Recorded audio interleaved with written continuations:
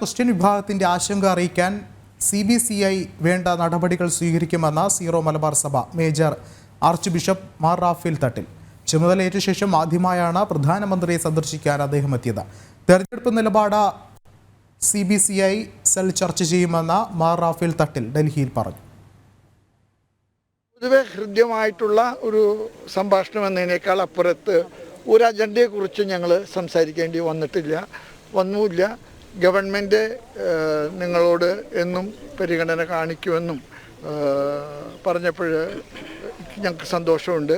അതുപോലെ തന്നെ സമുദായം, ഞങ്ങളുടെ കമ്മ്യൂണിറ്റിയുടെ ജനാധിപത്യ പ്രക്രിയയിലൂടെ വന്നൊരു ഗവൺമെൻറ്റിനോടുള്ള ആദരവും സഹകരണവും ഉണ്ടെന്നുള്ള ഒരു നിലപാടുമാണ്.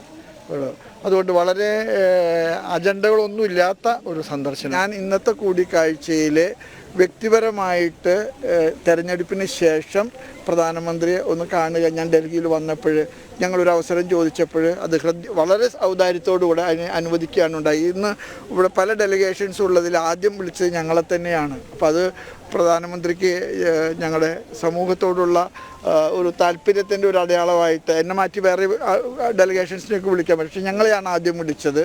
ഞങ്ങളുമായിട്ട് വളരെ ഹൃദ്യമായിട്ട് സംസാരിക്കുകയാണ്.